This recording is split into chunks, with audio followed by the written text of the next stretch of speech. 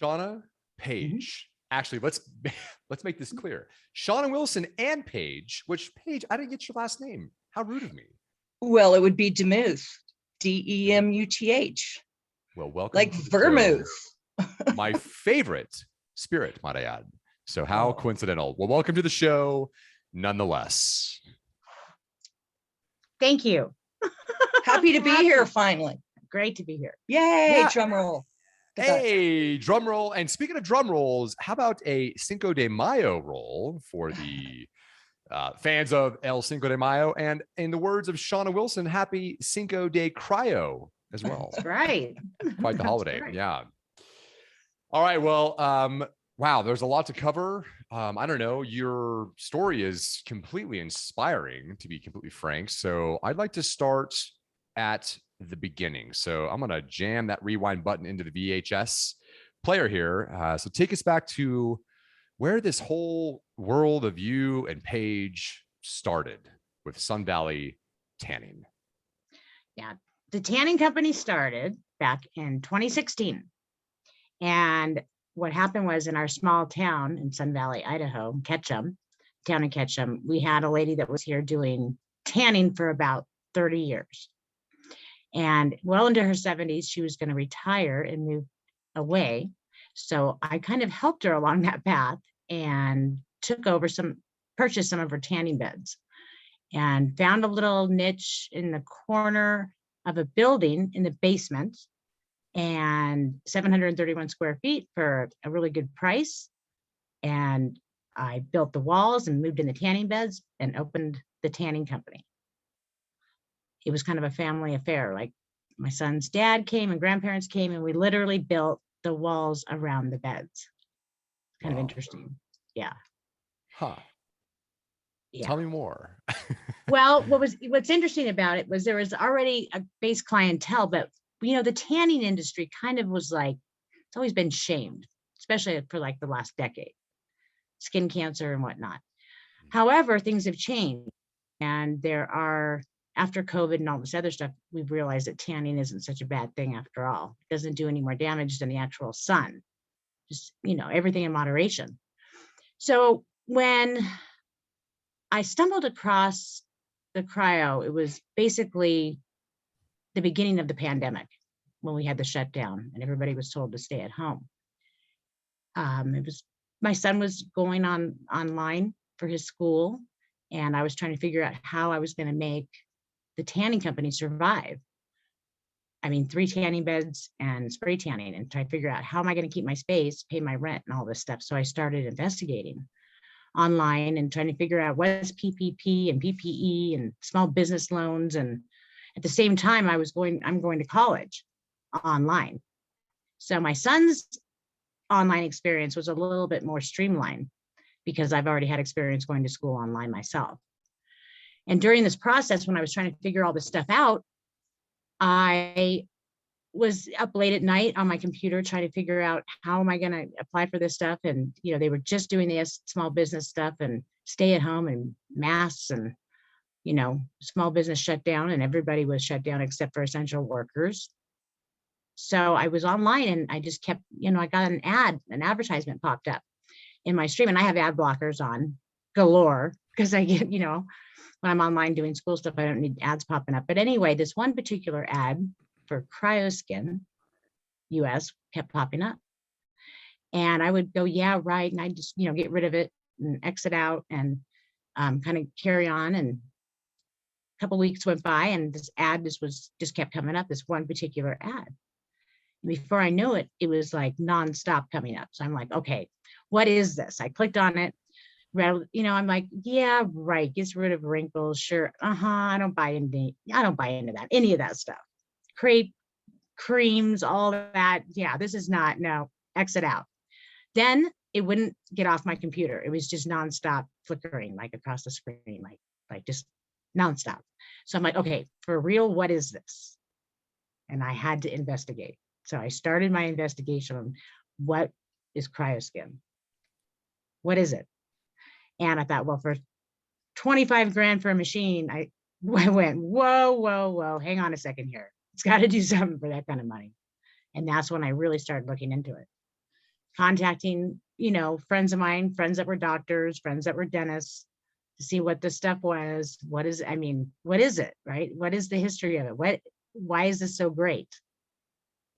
And that was kind of the beginning of the whole thing. Took me a couple months. Yeah. So we'll get into all the investigation stuff, et cetera, of this cryoskin device you keep alluding to. But take us back to life as a tanning salon owner. What were the numbers like? I mean, what prompted you to even enter the state of, I don't want to say panic, but what were the numbers like at that time? Well, we were doing like 22 grand a year. Yeah, we were barely making it a hole in the wall salon, but my son was going to school. It gave me a job, to do, and I was going to school myself online. So the big plan I had was to eventually sell my little salon. And when my son graduated 5th grade and I graduated college, which would be this year, I was planning on selling my salon to a girlfriend and moving back to California. So you were pocketing $22,000 a year, or that's what the business? No, that's what the business was bringing in total. How were you not homeless? Well, because my rent was really low, $575 a month rent. And I had my son has some wonderful grandparents that were helping us out. So I had this little business. I was trying to make it, and I was always trying to, I was not making it. And that's why I was so panic stricken when the COVID started and the whole pandemic started. And I was, at home going, what am I going to do? But with the low rent, that price that I had, because I'm in the basement of this really cool building, and I was a stoppled in. So when the building sold about 4 years ago, they came to me with an estoppel to sign, which means that, I could stay here forever. They would never increase my rent. Never increase my rent. That's the key right there. And listeners, did you hear that? In the hyperinflationary states of the United States, she has locked in her rent for life, which is insane. But I'm sorry to harp on this, but you were making $22,000 a year in, what was this, 2016, 17, 18, 19, 20? Yep. Those 4 years. In Sun Valley. In Sun Valley, Idaho. Yeah, in Sun Valley, where it's short town. Yeah. Expensive. Wow. In the Aspen of Idaho. Yes, exactly. You were making $22,000 a year for 4 years, from 16 to 2020. And your rent was eating up $5,900 of that annually. So you were living on, if my math is right, you were living on $15,100 a year before taxes. That's right. So you were living on top ramen, breadcrumbs. Yeah, that's right. And fumes. Wow. That is correct. There's a whole story contained in that alone on how you continued on. Like literally just like finding the willpower, motivation, call it what you will, to wake up the next day. She has an iron will. Yeah. An iron. Yeah. Paige, can you? Yeah. She was witness to all this too. So Paige, maybe you can speak to, because there's some sort of meta lesson contained inside of that story, let's say, or subset of the story. So Paige, what did you observe in Shauna during that time that we could share with the listeners for those that are in a similar situation where they're struggling? Maybe they're living on, margins that afford them $50 a month. Like Shauna said, it was complete determination. I watched this woman struggle, scratch, climb with the goodness of her heart. I think truly the essence of her success is due to being such a genuinely kind person. Aww. And loving and generous. And I really truly believe that was the onset of her success to getting where she is today. Despite the trials and tribulations of this business and in this town, now a city, it's considered, it was really mind-blowing to watch her operate. And she would literally go out of her way in time of her own distress and help others in private matters and in just about every facet of life, to help others. and even give away some of her services to those in need without pocketing a dime. So I really feel that if you want to call it the cosmos and the karmic value of that, has really taken her into, a very successful limelight here. So we have a tremendous amount of love here, and it's exuberant. I'll just tell you that, and everyone that comes through the doors knows and recognizes it. So it's between her heart and her kindness and her determination and her will and her faith, I believe, that got her where she is. And it's been quite a journey to watch, needless to say. Yeah. Thank you, Pager. Of course, yeah. Well, yeah, we're two peas in a pod, and we've taken on some other gals that, we're very like-minded in the way that there's givers and there's takers, and Shauna is a giver. Even when she was just really, really, really down and out, scratching the floorboard change, to even help others. It's the typical story of the widow's mite. She gave her last coin away, and so she's flourished from that whole philosophy, I believe. So it's been just awesome to watch. I gotta say, it's definitely a success story. So it's a bit awesome. Yeah. I don't think you can appreciate mountains if you don't have adjacent valleys. And in the same way, with our own development, our own odyssey, our own stories, I think it's the lows that make the peaks so savory, let's say. And you've had a hell of a string of valleys that preceded to where you are today. So yeah, I think you're testament to the idea that, or the, dare I say, fact that you reap what you sow, you give, then you get. And truthfully, I've always found that giving is more satiating than getting anyway. The getting is just an instrument or vehicle, conduit, call it what you will, so that I can then give away. And that's not just with monetary energy or right, Bitcoin terms, but dollars, but in attention. Like I want to give you a compliment here quickly. Sorry to continue blathering here, but one thing I've noticed about you, Shauna, in particular, and Paige, we haven't really spoke before today, but of course, Shauna raves about you as being awesome as well. One thing I've noticed about you, Shauna, is that you have extraordinary, or you deliver and give attention lavishly in an age of Snapchat, where you can't be with your friends for more than 5 seconds before they're on Snapchat again, ignoring you and not paying attention. And you give attention, again, lavishly. And I suspect that your customers can feel that when they walk in, doesn't matter what's going on, there you are, you're giving them attention, and they're the center of your universe in that moment. Wholeheartedly. It's a moment for life. Yeah, that's true. Right? That's wholeheartedly.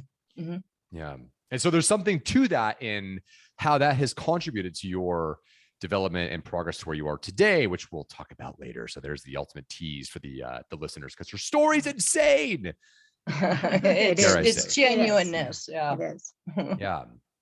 So what happened, or maybe, we can spend a lot of time dwelling on all the rough patches and all the bananas you stepped on, let's say, but what would you say was the crux moment in the valley, as you were, not pun intended, by the way, because you live in Sun Valley, but the valley that is the abyss on the hero's journey. So the viewers can see this, but the listeners can't. There's something in storytelling that's known as the hero's journey, where there's a call to adventure at the very top. And then as they progress down their path towards the attainments of their end, their goal, the treasure in the story of the fable of the dragon, let's say, with there's treasure behind that, there's always an abyss where you reach rock bottom.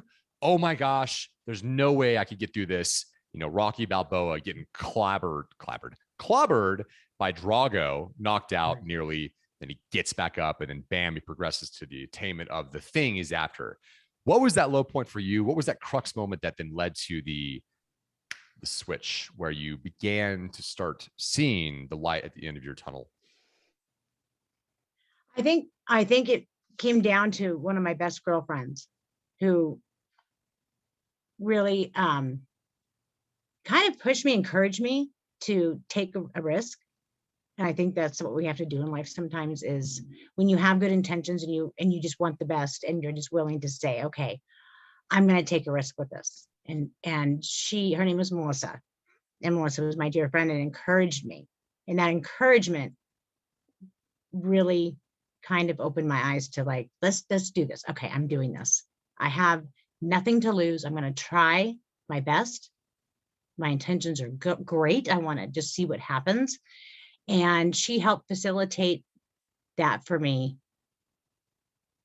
like emotionally, mentally, and on a business, was able to let me get past that fear of not trying something, because I was so stagnant for so long at a monetary thing. I was like, and I have this incredible son who is really the wind beneath my wings. And I thought, I'm going to try something. And I have great support from family and friends. I have the most terrific friends, and I have wonderful family. My son has wonderful grandparents. And I thought, this is the time to try something. And it was over the summer. That summer, I decided to I'm doing this. I'm doing this. Expand on Melissa. Yeah. Well, Melissa was the one that was going to buy the tanning company from me. And I was going to go back to California, my ultimate plan. And when COVID started, it was kind of like when COVID started, cryo started, right? It was like all kind of came together. It was all at the same timing. And Melissa, she was like, I'll take care of you. I'll help you get to California so you can get your in-person training done and all this neat stuff, right? And I'm like, okay. So it all kind of panned out. And in October, that's what I did. And I came back to Sun Valley 4 days later, and she was excited. We were all excited. And then, of course, it was like, Halloween time, and we're anxiously awaiting for the machine to show up at the salon. And it was the second day of November when the machine showed up. In fact, I just did this really neat video. My son was, unveiling the box, and had the t-shirts in it, CryoSkin and all this stuff. And it was all exciting, right? And it was really neat. So by the time I was getting ready to have her come up to see the machine, we had some tragedies that happened. One of which was Paige lost her husband, quote unquote, of 10 years on Friday the 13th of that November. And we were devastated. Melissa, who we're all friends together, all of us, passed away a week later, 5 days later, after Jumbo passed away. So we had all of a sudden, we had this tragedy going on, but this great stuff is happening. And then all of a sudden we have a tragedy that struck. And it was tragic. And then my 12-year-old dog passed away a week after that. Well, 10 days after Jumbo. Yeah. And what's interesting, it was one thing. It was a lot at one time. And what happened was Melissa had been having some physical ailments, headaches and whatnot. And she had a scheduled MRI down in Twin Falls, which is about 78 miles south of Sun Valley. And I was going to take her. My son and I were planning on driving her down that day to this MRI appointment that she had at the hospital. But she had called me that morning and said, I want you to stay with Paige because of what was going on with, So I said, are you sure? And she said, yeah, I'll have my boyfriend take me down to the hospital. And he was driving her down to Twin Falls, and she passed away on the way down in the back seat. She fell asleep and never woke up on it. So, yeah, I was originally going to be taking her, and then this is all what happened right in smack dab in the middle of November. Yeah. So it was tragic. It was so tragic that it was just everything was like, I almost sent the machine back by the end of November. Something happened, and I believe it was Melissa who said, no, you're doing this, and I opened up the machine. We had the machine open, and it was sitting here. I threw a blanket over it, and I was going to pack it up and send it back. And I decided, okay, I'm not going to do that. It was December 2nd. I turned the machine on, and I had another girlfriend come in, and I started working on her. I thought, I'm going to do this. And I don't know what exactly my mindset was. I just started doing it. It was like Melissa wanted me to continue on. And I believe she's been with me ever since.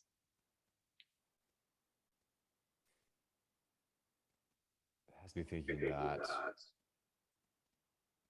we tend to have options. There's always forks in the road.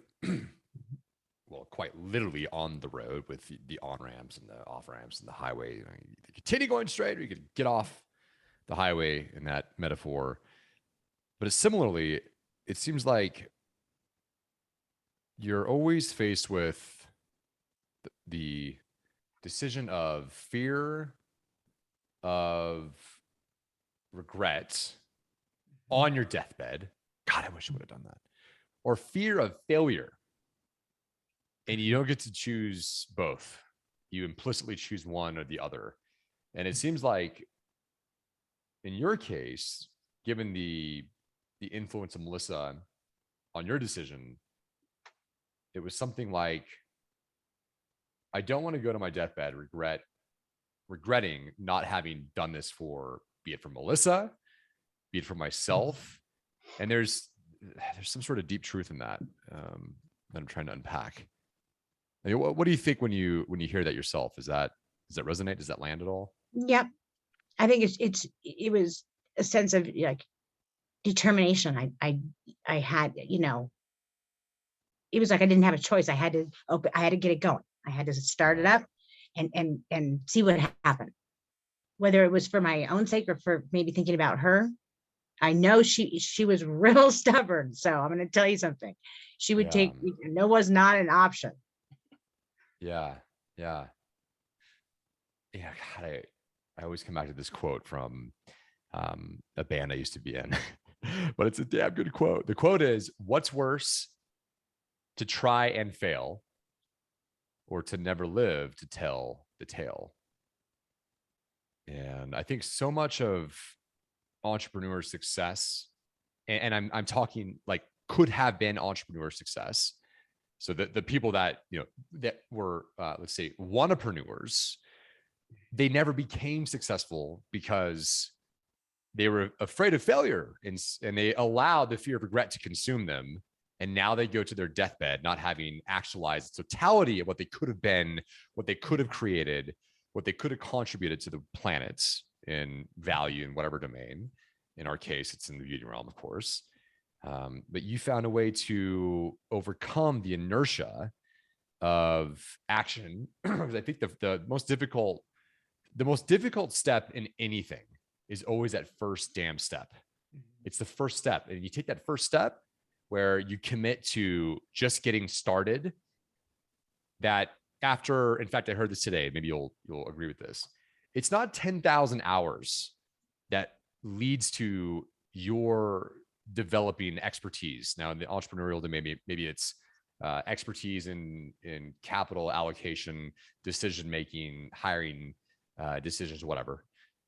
But it's 10,000 iterations or reps or steps towards some sort of, in the words of Earl Nightingale, success is a progressive realization of a worthy ideal.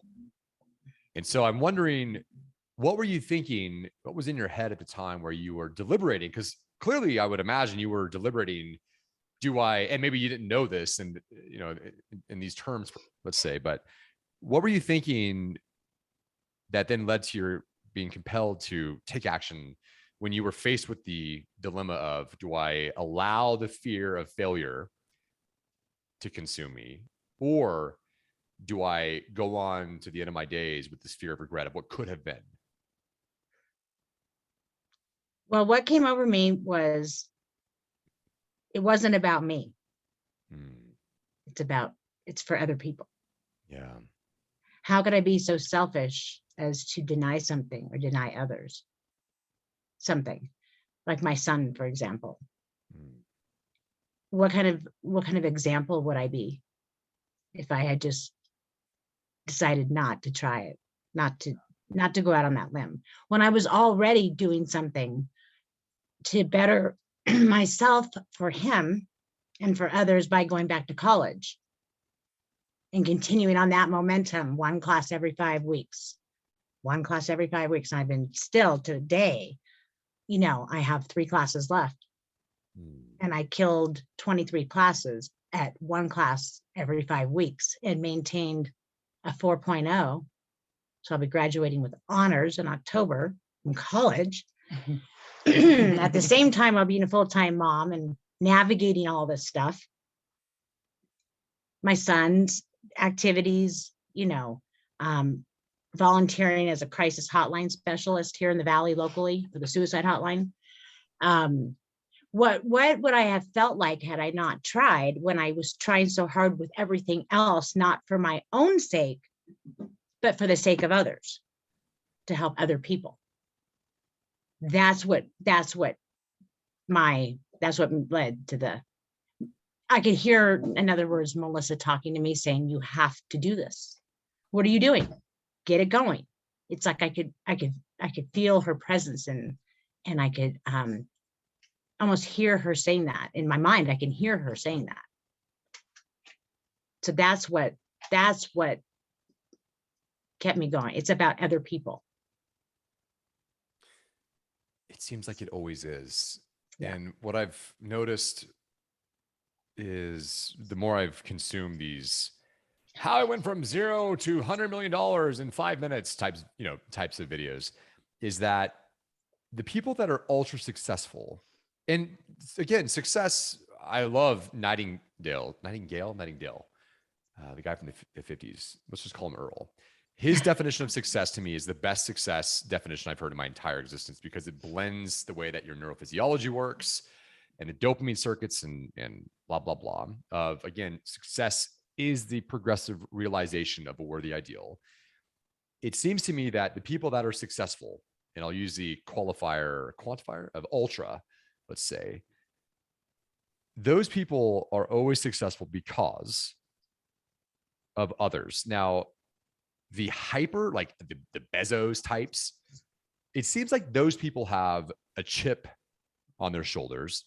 Daddy told them, you're never going to be anything.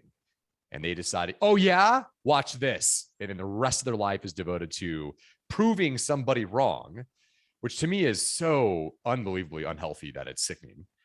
But the corollary to that, I think this is where you land, is you found a way to make it about others, but it's not to prove them wrong. It's something, I'm inclined to say, greater, something like, no, I'm, how would you define it? Am I onto something here? Maybe you can complete my sentence. Well, I believe that if we can make things better for other people, why not? If I'm blessed, why not be a blessing? That's how I look at it. We're here there's no greater joy than to make somebody else happy. Yeah. And it has me thinking, so I wrote this very, very brief, albeit probably poor quality, piece on beauty for the owner of Artemis or CEO on beauty. And I was digging around reading some of Immanuel Kant's work on beauty and poorly regurgitating it with my own commentary, let's say. But one of the things they came across was this idea that beauty is something like, because your vehicle is beauty, really. Like, you're either, what did you say? You're either tanning it or toning it. Right. That's right. Exactly tanning, right. Yeah. Yep. Yeah. So you're emboldening people to feel empowered, confident in their skin, so that they can project the totality of their being onto the world as they go create meaning and value in their own lives, which then propagate and better the world. So there's something like an idea in Kant's work, which is, beauty can be, at least this is how I interpreted him.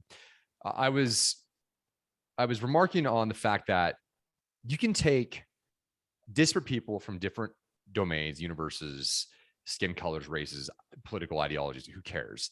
And you could take the most diverse, eclectic group of people and stick them in front of Michelangelo's statue of David. And that experience phenomenologically of witnessing the statue of David has this profound way of unifying people, such that all the borders and walls and barriers of belief and blah, blah, blah, it just melts and it unifies us. And so it had me thinking, well, maybe beauty is some sort of way to compel the masses towards this state of betterment. So in some sense, and this is a Dostoevskian idea. So Dostoevsky, the Russian literature great, or literary great, let's say, had this idea. And I want to ask you what your view is on this.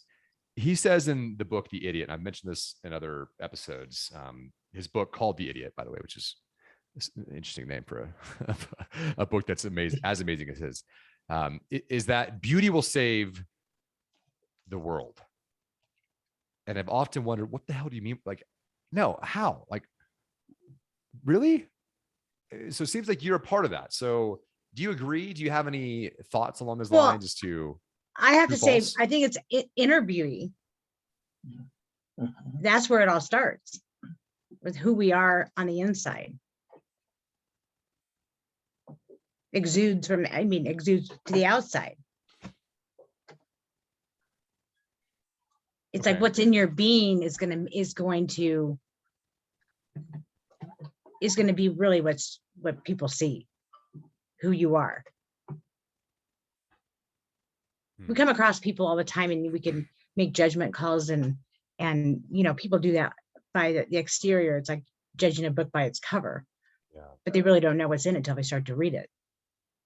And I think that there's so many beautiful people out there that don't even realize, because they're so wrapped up in our physical state, that, you know what I'm saying? It's kind of like being on a momentum. It's like when you're doing something great, other people feel it and notice it. And if it's something to be shared, like if you're blessed, be a blessing to other people. That's the whole idea of, moving it forward. Yeah. Right. Yeah. It's like it creates this feedback loop where you come into the salon, maybe you have an issue with loose skin on your neck, and it just plagues you, and it affects your self-image negatively. Right. And that tarnishment of your self-image negatively influences your ability or your being's capacity to go propagate goodness, kindness, compassion, etc. into the world. And you are a taker in some sense, because you're not contributing positive value. So it seems like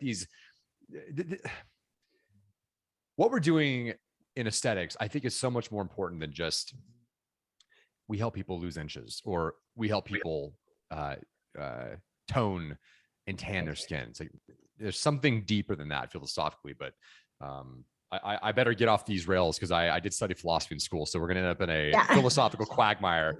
So let's bring it back to some of the experiences that you had with the building of the business and what it's done to you personally, actually, you and Paige personally. So I would like to hear a bit about, because it seems, and tell me if I'm wrong, that cryoskin was the addition of it, was it was the carrot number 2, the exponentiator of your progress, growth, call it what you will. So was that the case, that was the defining moment on the uptrend with your business's growth, or was it something else? No, that's it. I'd have to say, well, yeah, it's just like, for example, let me just throw this in there. When I started doing this in the salon, I had these 500 tanners that kind of come and go over the years, and they buy a package of tans, say 15 tans, and they come in every so often and use their tans. And then I don't see them for 3 or 4 months, and then they come back and I see them again. And during that progression of when we were able to open again in the middle of May after the shutdown, I had, tanners were slowly making their way back in, and we had mask mandates, and it had to be by appointment only. And who knew where we were going with all this as a country, even, as the world is, this is happening everywhere. And I just started sharing my idea of what I was going to be doing with my clients as they kind of came in. And then when I actually got the machine and I actually got through the point of getting it out of the box and getting it up and going, I kept sharing it with people, and then they wanted to try it. So it wasn't like I went out there and advertised and did all this, because I wanted to get a feel it was new. And I, for one thing, wanted to like kind of, I'm easing into it. I had a little bit of the financial pressure of like, how am I going to pay for this machine every month type thing, right? But before you knew it, it was almost like it just started to build almost like on its own. It was like somebody came in, and then the husband came back the next week and said, what are you doing here? My wife looks fantastic. I mean, she's had a double chin for, her whole since I married her. And 2 sessions later, she's like, he's looking at her in the car profile, and he's in here going, can I help like sell this for you or something? Like he was impressed. And from there, it just kind of like, it just flourished, and it just kind of exploded like that. It just kind of, before I knew it, I had these wonderful people that were coming in, not just, at first it was like people felt like they had to make a tanning appointment because they heard it was like a VIP thing. Well, everybody's a VIP. All clients are VIP. Everybody's a very important person, right? And so it was kind of interesting. I'm like, no, you can come in here to get, because I wasn't advertising it, but people were hearing about it. And everybody likes the best kept secret. It's kind of like the opposite of advertising. There's something to be said about it, right? Yeah. It's kind of like, don't advertise it. We haven't advertised. We have something cool. People are coming in here going, I heard you had this really neat thing, and I'm kind of curious. Can you tell me about it? So people would started seeking it. Like they're coming to me wanting to know what I have going on, because they can't seem to find it anywhere in any of the advertising or on my Instagram or anywhere. Mystery it's kind of, what is this? So when you make something a mystery, or it's something so great, it's kind of like, that's its own advertising, is to not advertise in a weird way. That's how I started off, because for one thing, I didn't have money to advertise. They went for an ad this big, an inch by an inch in our local weekly paper. They want like $300 for 1 week. So I thought, you know what? I'm just going to start telling my clients, my tanners, as they come in, and sharing it with them. And they're, these are my friends, and they've known me for years. They're willing to give it a shot. And before you knew it, they're telling their friends, and they're telling their friends, and I'm the only one doing it, just me. And I have the first machine in the state of Idaho, and I have it here at the tanning company in Ketchum, Idaho, Sun Valley, the resort.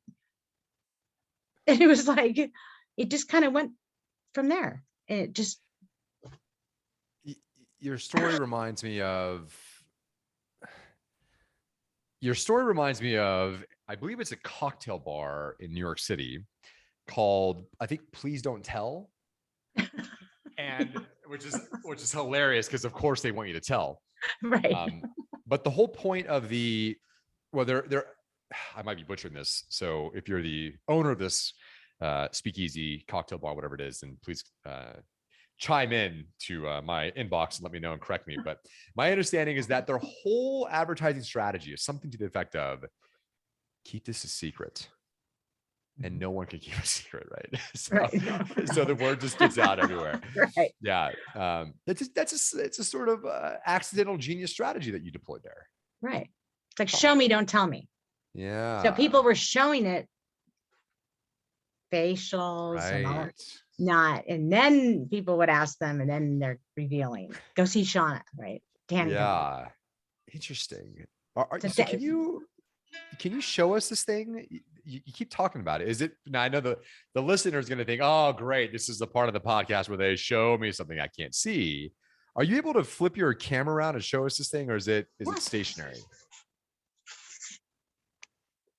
This is our little salon here. This is like, okay, where you keep talking about this cryoskin thing, right? Where is that thing? Right there. Now, viewers, I'm sorry, this might feel like you're watching the Cloverfield video or No, movie. right up to you. Okay, so this is it. This here. This is it. This is it. This is What it. is this? What is The this thing done for your Italian business? mystery machine. Yeah, as one of my clients calls it, the Italian ice machine. What is this thing done for your business? It has made a lot of people, it's made my business grow. It's made a lot of people happy. Very, very happy. I've made a lot of wonderful friends with this machine. And I even have Melissa's dedication is on here too. It says, this CryoSkin 3.0 is dedicated in loving memory to Melissa Robin Romer. That's awesome. So we have her there. Pretty neat. Pretty neat. She's pretty special. And on the wall are all my girls that are now licensed to help me in this fun adventure of life. That's been awesome. all my girls. One of which is here is Paige. So there she is. Wow. That is. It's a family. I mean, our people that come through the doors are, and you never know who it's going to be. Usually, you know, with the exception of the CryoSkin, those are by appointment only. They're like family to us, you know, and that's how we've grown, is by literally word of mouth. And it's astounding. It really is. You know, like I said, you never know who's going to wander through the door curious. And it just, it's fun. You know, it makes life worth living, and getting up in the morning and wondering what's next, you know, with this. Right. And, and the joy that we bring people with this service is just awesome, you know, and it's completely natural. You know, there's no needles, no discomfort, no expensive creams, none of that. None of that garbage. Yeah. Right. It's just a miracle. Yeah, it really is. And something that simple, you know, literally changes people's lives, you know, without for real. Yeah, all these extreme measures that people take for aesthetic beauty, you know. I had a man walk through the door in his 80s. And this is a little while ago, and he walked through the door and he's like, "Who's been touching my wife?" And I thought, oh my gosh, what happened? Right. And he says, "Well, come on over here and give me a hug. I don't care if it's a pandemic or not. You just saved me 25 grand from having to buy a facelift. It looks fantastic." You know, carried on and on and on. And it's stuff like that is so fun. I mean, they've been bickering for 2 years over her having a facelift. She came in here for a few sessions and all of a sudden didn't want a facelift. CryoSkin saved this woman from a $25,000 facelift. Right. And that's just one. There's many stories like that, but that's just one. That was my first real experience with somebody going, you know, the husbands are coming in. When the husbands are coming in because the wives have been in, you know, you're onto something. Because you they probably saved a few marriages along the way too, I would imagine. Yeah, and you're making them happy. They're happy. Making the husbands happy along the way. Yeah. Wow. Are there any other stories about dramatic changes CryoSkin has brought about the people that you've been serving? Oh my gosh. Oh, there's quite a few, actually. I mean, we do before and after pictures, and it's just remarkable. Literally remarkable. So I sent this woman, I was going through some pictures last night and this morning of before pictures, and I came across one of my first clients that had come in, and, you know, and she's been kind of a regular throughout the year. And I was looking at her before picture a year ago, because it was you know, they give you the yearly on your photo clips on your phone. And so I looked at her picture. I'm like, oh my gosh. I was even like looking at her picture going, oh my gosh, because what she looks like today when I see her and what she looked like then, I don't even know. I mean, it's like crazy. Sometimes you don't see it right off the bat, but when she's been coming in for a long time too, and these changes, or it takes us a while to get to where we are, it takes us a little while to go back. we can go back a little bit and hold it. That's perfect. You know? So I sent this woman her before picture. I'm like, I haven't seen you in a month or whatever, you know, but I thought you might appreciate having your before picture. No sooner than I sent, you know, she's calling me wanting to make an appointment to come back in because she was so excited to see her before picture. She's like, I want to keep this up, you know, and it's stuff like that that's really fun. It's really fun. Have you had any stories like that with inch loss around the tummies? I have had, I've had a few. I had a gal that came in and she had been extremely obese at one point and had lost 150, 160 pounds already. Wow. And she kind of had plateaued out. And this is over a period of 2 or 3 years she had lost this weight. But she was real, you know, she's active. She does her weightlifting and her exercises and she eats right and does all this. And she's kind of got that last, like, you know, 50 pounds, 40 pounds she wants to lose. So she came in and I thought, well, boy, this will be fun, right? So she wanted her legs done, her thighs, inch loss. Well, we continued on for about 4 or 5 months of, you know, every 2 weeks she'd come in and we got her down 6 inches per thigh. Per thigh.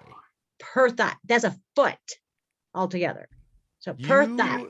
With cryoskin helped a woman lose 6 inches per thigh over how many treatments?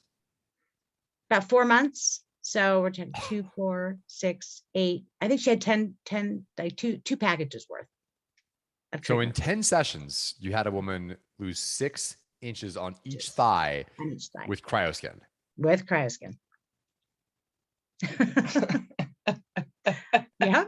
Why wouldn't you? Why would you want? Yeah. For some reason, the theme song from Top Gun is playing in the back of my head. Take my breath. Right? Wow. You know, like, of course, like this is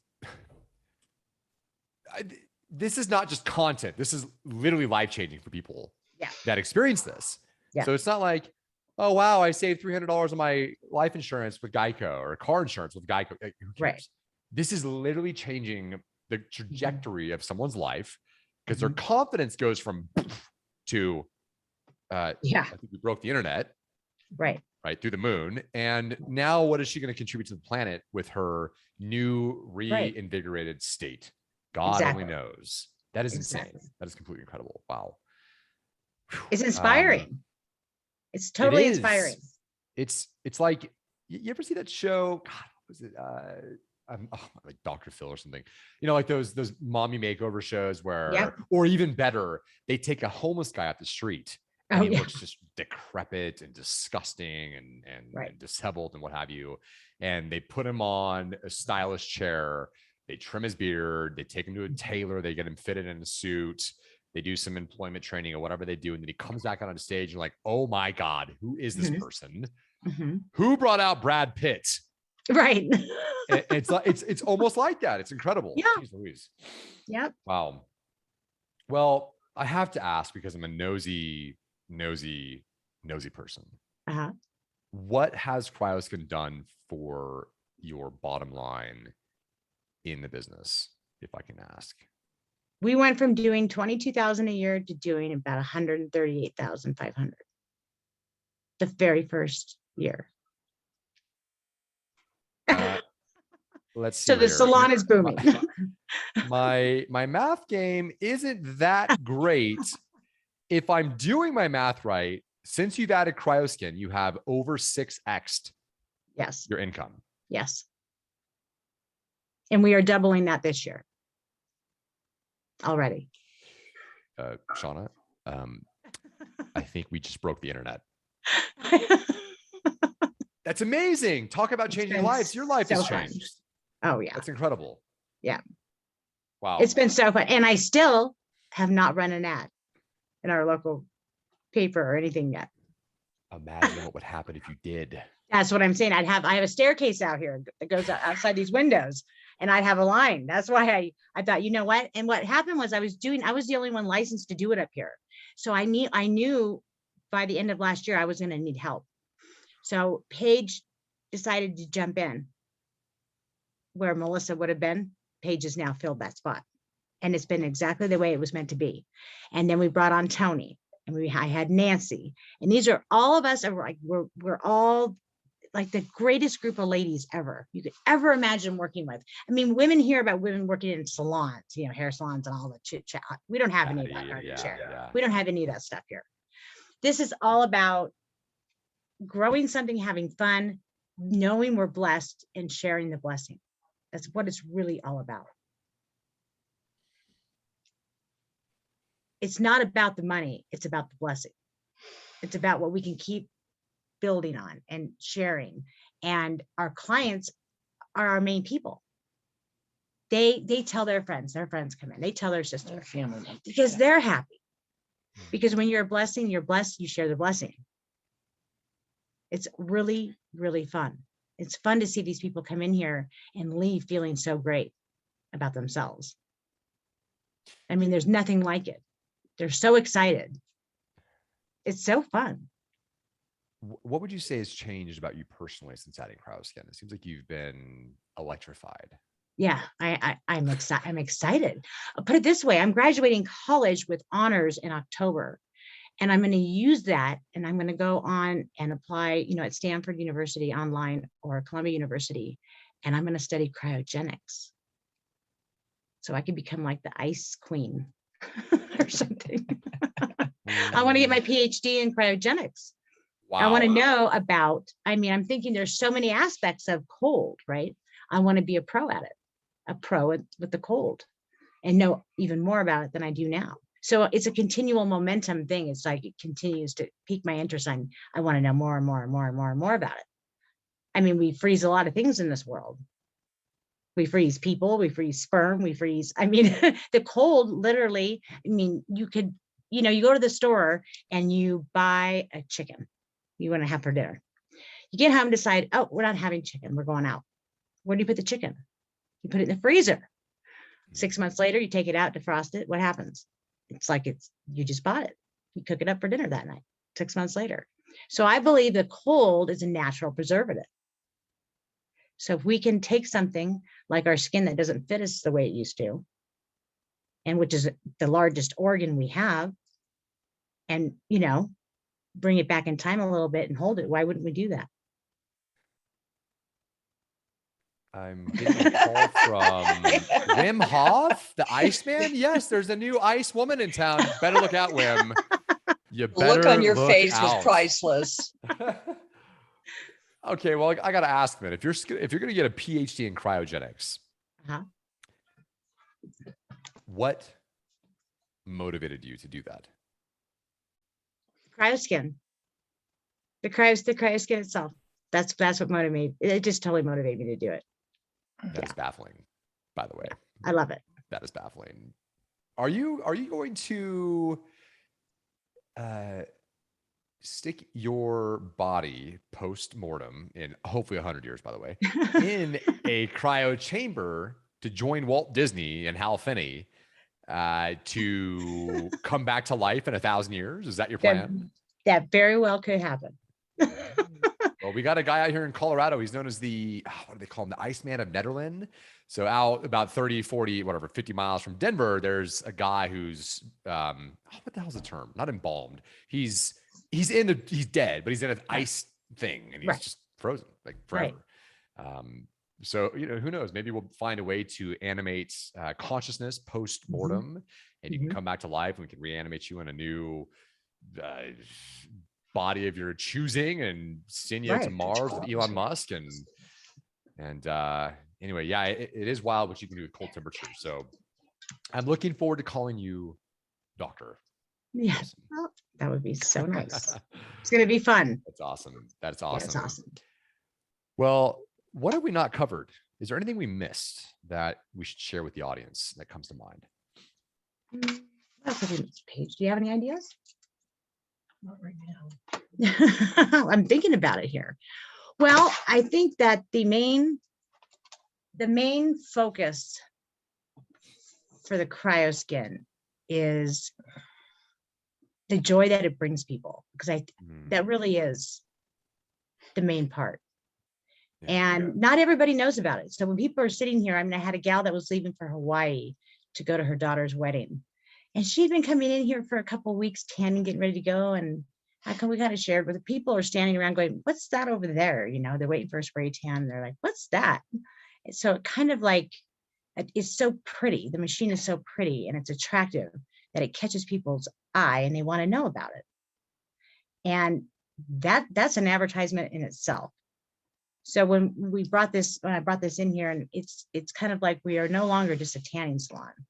We're kind of like the cool salon, you know. It's like everything we're doing is all about. It's all about. We have red light here as well, and red light is tremendous. It's all about natural stuff we have going on here. I mean, even the tanning beds, which people don't think are natural, it really mimics the sun, and anything done in moderation, it, you know, isn't going to hurt you. For example, I have a gentleman that comes in here who has non-Hodgkin's lymphoma cancer, and his oncologist sends him into the tanning beds. 7 minutes. For 7 minutes. Wow. Per session. So per session. And, you know, yeah, there's a lot to be said and a lot to be learned about the stuff we have going on here. So it's kind of neat. A lot of our people that are going out into the world on their vacation, especially, you know, around slack time. I mean, we have these people that are getting ready to go to Europe, Fiji, Puerto Vallarta, Hawaii, Greece, Rome, Italy, you know, and they want to come here and look optimum for their trips. It's a little tough to swallow at times when people are getting ready to go to all these fabulous places. Yeah. They're like, you know, they just want to tone up, look good, and they're off to their, you know, their journey after seeing us, and they feel primed up. And it's such a neat feeling to, you know, see them happy and ready to go, and excited to see us when they come back. You know, we have a lot. Really, I think for me, the joy of it is having the repeat people come back. It's not just one and done down the road, turn them and burn them. You know, it's like, I really want to see these people. We build relationships. We're building relationships. We literally build relationships. Friendships and relationships. Like family, you know. Everybody that comes in here, it's like they're like, they are truly close. We become close friends. Well, now you've got me thinking, for the skeptical business owner out there who's thinking, I don't know about this cryoskin thing. What is this all about? Should I get it? To them, you say, absolutely. Absolutely. You don't know until you try. What's worse, to try and fail, or to never live to tell the tale? Well, I have a feeling you and I and Paige could talk for eternity, and maybe we should. But I suspect you probably have some folks that are itching to get in one of your beds, tanning beds, that is, or you might have a line out the door for cryoskin by the sounds of it. So we have a few more today. Love that. Well, one last ask: is there anything else we should talk about before we jump off today? I think we've covered a lot of ground, but is there anything else that jumps to mind that is worth sharing? Get on the cryo train. Yeah, be on the cryo train. We're not paying them to say that, by the way. Every show, you know, I'm always looking for, okay, what other lever did you pull that just dramatically changed the state of your business? And it's almost frustrating because I'm always hoping like one of these shows is going to be someone that says, oh my gosh, I found this software program and wow, it changed my life. It's this new, beautiful QuickBooks 30.0. I fired my accountant. And now my life is all peachy and rosy. But every single show with someone that's part of the Artemis family, it's the same thing. Cryoskin has, or endospheres or Plus-On has doubled. Well, not Plus-On yet. It's a new product, but Cryoskin certainly, it's done X, Y, Z, and it's like, wow. Right. No, it's wonderful. Artemis is wonderful. It's wonderful. Their story is wonderful. I think it is. It's enhancing. We really, I mean, it's like a gym for your skin. There's a good tagline. Still It's a good one, right? It's It's a gym for your skin, because it takes people and it just makes them feel better about themselves. And there's nothing better than to share something so great. In the words of Plato, you two are wonderful. We appreciate that. Back at you, Austin. Thank you, Austin. Thank you so much. Awesome. So much for letting us share. Of course. And we're so glad you did share, because the world needs to hear it. And what the world also needs is a way to connect with you at the end of the show if they want to, or if you want to share that detail with them. How they can jump on our website or whatever, or email. There's an email link to the website, which is suntanvalley.com. Suntan Valley. Okay. Suntanvalley.com, I assume. .com. .gov, .whitehouse. .com. Okay. And I will put a link in the show notes to connect with you there. And then my email is sunvalleyhottie, HOTTIE @hotmail.com if they need to reach me or have questions. I encourage them. You forget an email like that. I knew that. Who's the hottie here? Of course, we know who it is. SV Hottie's even on my license plate. So you guys are rock stars. Well, thanks so much for making the time today. And thank you, I wish Austin. you nothing but the best. And happy Cinco de Cryo. Happy Cinco de Cryo. Have a wonderful trip. Have fun. All right, guys. Yeah, thanks so much. Stay cool. Stay cool. Okay, you as well.